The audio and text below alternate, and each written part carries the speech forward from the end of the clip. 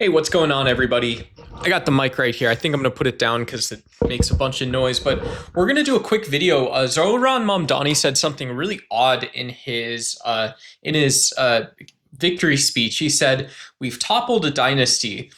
That's not something you hear people say every day. Most people don't think of New York or New York politics or the Democratic and Republican Party or the Green Party or whatever it is, the Libertarian Party in New York or anywhere as a dynasty in the United States.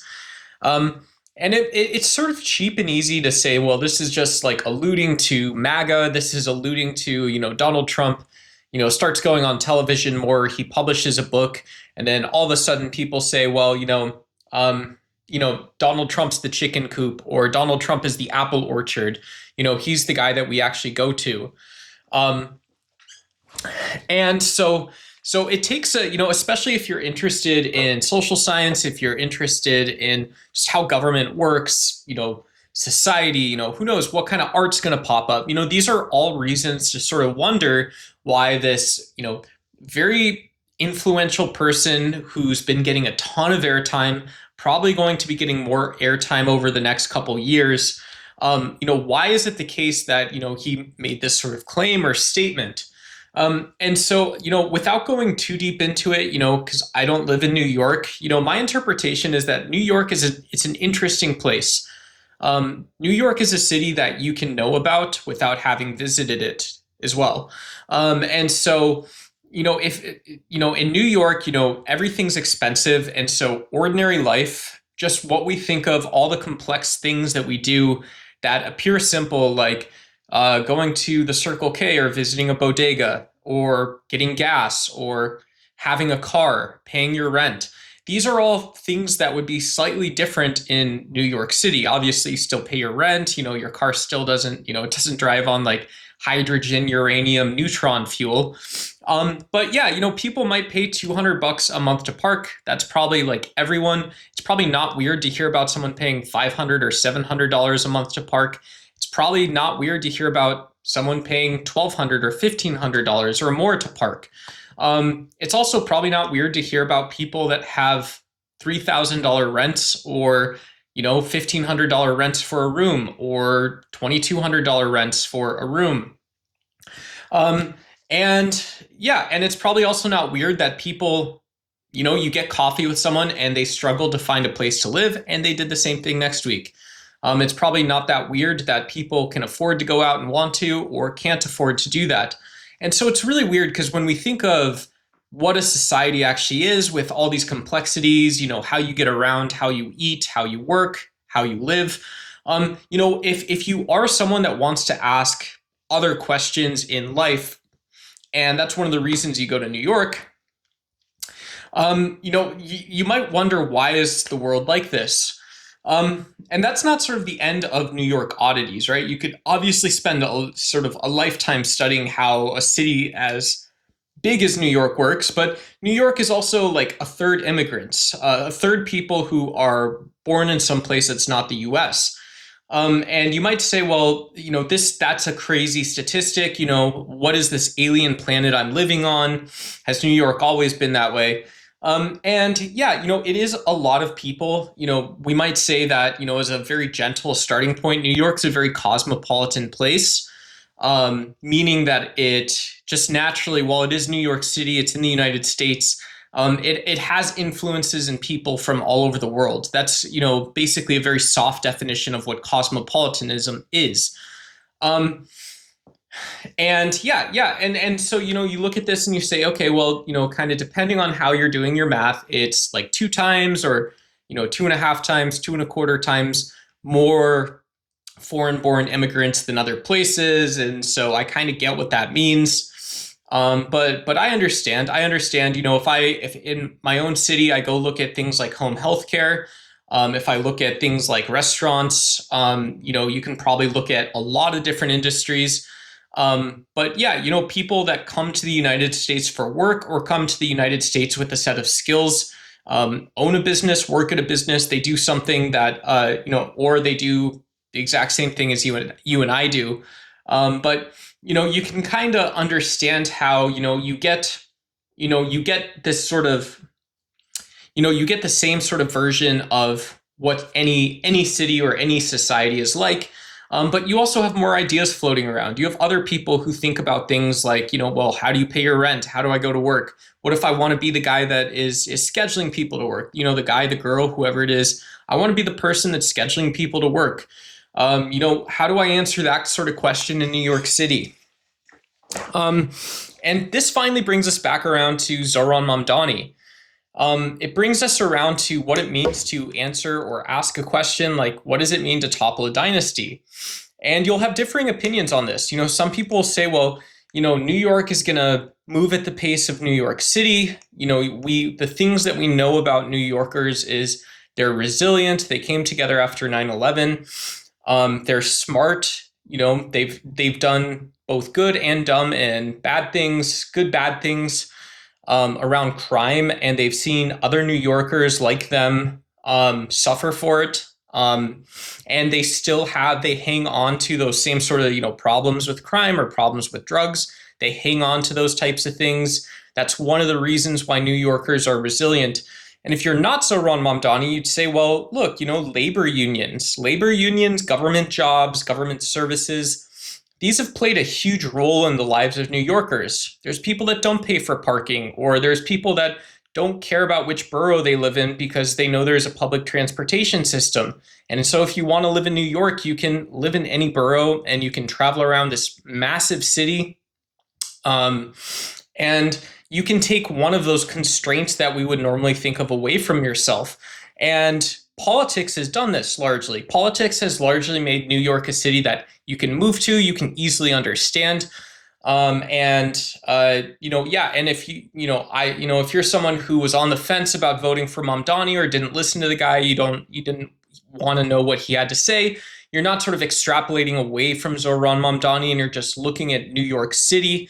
You might be one of these people that look at this situation and say, yeah, it's great, but, trash workers, I'm happy if you guys can get your paychecks up to, 18, 19, $21 an hour, and you guys can do that every couple years, then, hey, you're right there with the rest of us. In terms of people struggling to pay their rent and groceries, I really hear that, but I also know you can get around in New York, you can get a job. And so if you can't do that, you probably shouldn't live in New York. There's people that would say that, and there's probably merits to saying that, if you don't have the right solution, don't suggest something. But there's also, if we look at the actual system and structure here, sort of the organization that supports beliefs on both sides, supports people that want to picket and advocate for higher wages, for better rent controls, that want to, advocate and share like problems that the city's producing that people can just solve without government. If you want to look at all the way these things are communicated and people that don't care about it or don't see it as a problem, don't see it as, it's not the most like the priority or whatever it is, like anywhere else. If you look at this, you do have politicians from both the Democratic Party and Republican Party who basically teeter-totter on issues. They'll say, this is a tough on crime or not tough on crime year, right? We focus on the criminal justice system after an arrest or we focus on it before. We are going to either focus on, big real estate developers or smaller real estate ownership. We're going to focus on, earmarking and zoning for parking, or we're not going to do that. We're going to focus on updating and renovating transportation, or we don't have money to do that this year. And you could create this very long list where New York is either bumping shoulders, rubbing elbows, kind of working with the people that matter, communicating, helping people understand what the New York market is actually like, what New York society is actually like, how it fits into the broader American vision. And you just do that same exact thing for years on end to various degrees. And so if you like that story, if you don't want it to think like a dialectic, that is just the material sort of reality of what things are. There's not like some historical, it's not, it's not, hey, Comrade Jim over there, Comrade Jim is hoping that they mix things up. He doesn't know what he's asking about, right? You don't have that sort of level there. And so when Zohran Mamdani says we are toppling a dynasty, What he actually means here is that, that political order is now going to have to some in some sense answer to new tenants, answer to new landlords, answer to new voices in politics. And like a perfect example, a lot of the unions supported Zohran Mamdani, and some of this might be that, like, well, unions are always sort of battling against the same stuff. They're fighting for wages. A lot of times they're sort of setting the conversation for places that unions don't operate. And so whether or not you like love unions, or you're trying to understand what they do, or you don't like unions, unions are very important to understand, and they're very important to a lot of people. So at least appreciate that. But these unions, you can say, well, look, if you want Tony Soprano or whatever it is, whoever it is, Bette Midler playing like a mob wife or mob boss or whatever it is, it's like, hey, I get my guys these, I get them their 28 an hour, if they're like level 3 guild members, and the new guys, they come on and they're happy. They've got $24 an hour. They can feed their families, right? They got benefits. They can get their kid new glasses for school. And a lot of some of these smart guys, they move outside of New York City, or whatever it is. They commute to work. Some of these other people, they got a real smart wife or a husband or whatever. They're working, and that's the story you hear over and over and over repeatedly. You hear this almost like a screenplay version of like a political deal, where you have negotiations and you get something done. But when you think of just unions as a small microcosm of New York City, why they're so vibrant in New York City, and you ask what people would have actually asked for or wanted at the end of the day, you don't have answers to expensive parking. You don't have answers to the sort of seemingly incessant and continuous problem of rent. You don't have answers to wondering how these big economic issues culminate in something that a very mixed, melting pot, diverse, cosmopolitan city can sort of create a solution that people understand, that seems to be politically fair, fair and politically viable for everybody. And Republicans and Democrats both put into this. Maybe it's a good thing. Maybe it's a good thing, right? Just like New Yorkers, like everyone else, this is kind of artful, but like in a fatalist sense, it's like, well, you didn't think about like Babe Pig in a City. You didn't think about the chickens and ducks. You didn't think about people in Vietnam or Bangladesh making your clothes for way less than you have. You didn't think about wherever it is, is it Thailand or the Philippines or someplace where we're dumping our trash. You didn't think about that someone makes money by sending completely full cargo ships full of trash to other places so they can just store your trash, right? You didn't think about any of this shit. And so, what you get back out of that, if you don't consider justice, if you don't think about things in terms of justice, if you don't think about politics in terms of society, if you don't think about, society in terms of a state, like a nation like the United States, and you just look at these union guys and you just look at New York, well, someone's going to say, well, screw these guys, right? F them, F all of these people. You get the politics you get back. And Zohran Mamdani's coming with a different message. He's saying that, well, actually, when you move away a little bit, you move away at least from the rhetoric and from playing into a certain type of game, a certain type of thought process. You get to start discussing a little bit more, I don't know if it's like deconstructive or it's something like that. You get to start asking different types of questions where, this thing that looks like a dynasty begins falling away. And it doesn't look, at the end of the day, this is the funny part, is it doesn't look like MAGA saying the status quo is just what it is. It doesn't look like, it is like there's some bad actor, deep state actor in the Democratic Party or anything. It's just a guy saying that, well, look, we can put forth a legislative agenda that helps people live. And that is what New York City is supposed to be. And that is what New York City can do, 10% better each year. And if we can do it 10% better each year, New York City can become a model for other large cities like New York. It can become a model for other programs like those that New York already has in place.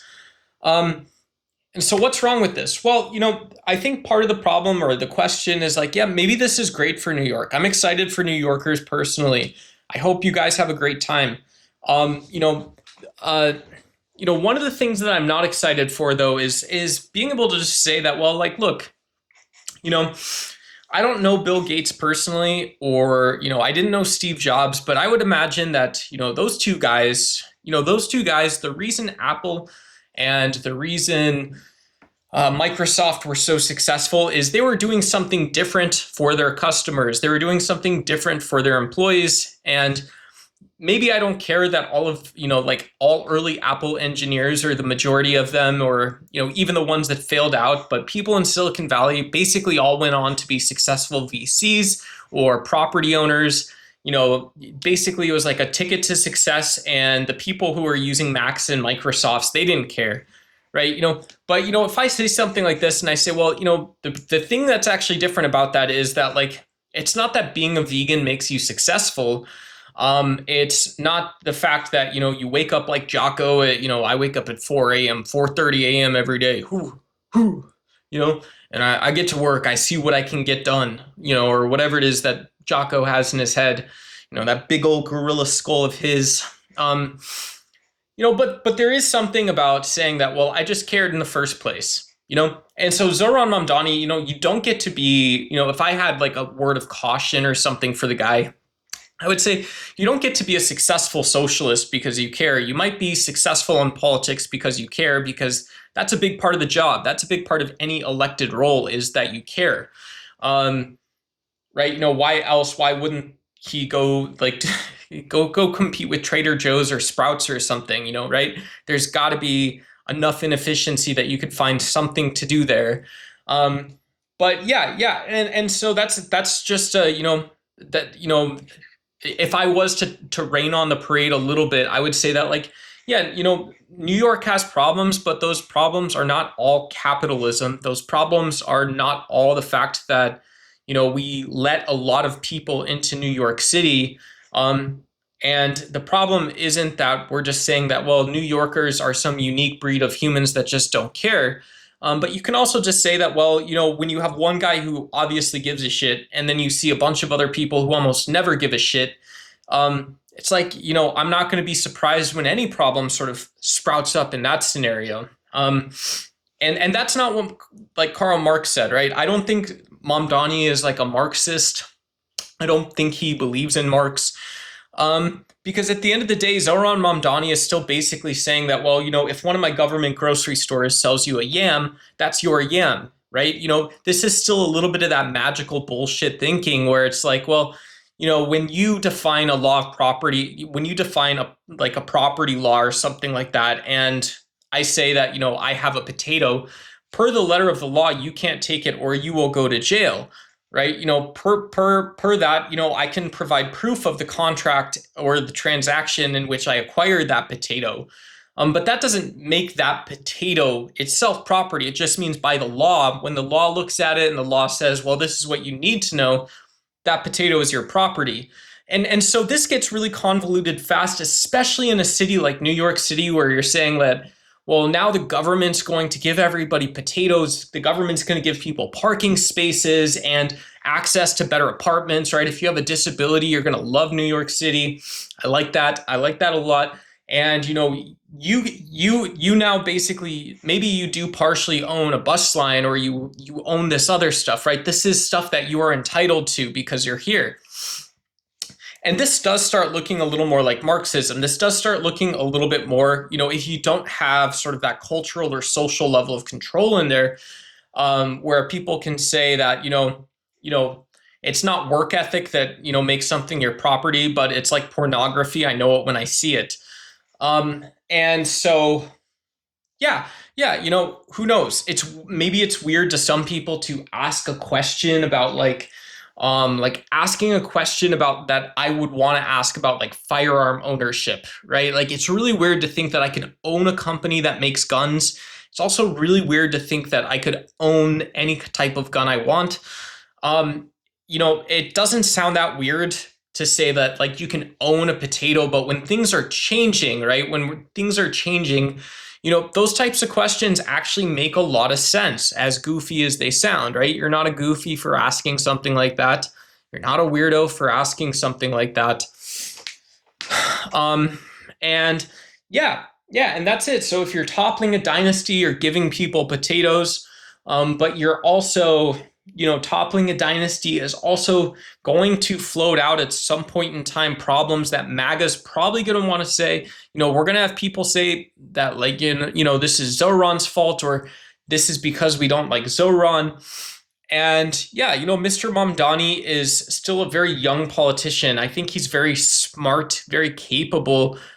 I think he's very learned, and I think he also like obviously like 10 times better guy than I am. But I also think that there's a lot of reasons why that specific type of candidate is such a great fit for New York, especially in a time such as this. Is because New Yorkers don't want to throw out their other politics to get bus lines in. New Yorkers don't want to throw out other stuff to get to get some of this stuff done. Some people might, but it's like, why not? Well, if you're not being ungrateful, you gather more. If you're not being ungrateful, you suffer joyfully for some reason. There's not a fucking free lunch even with this Mamdani guy.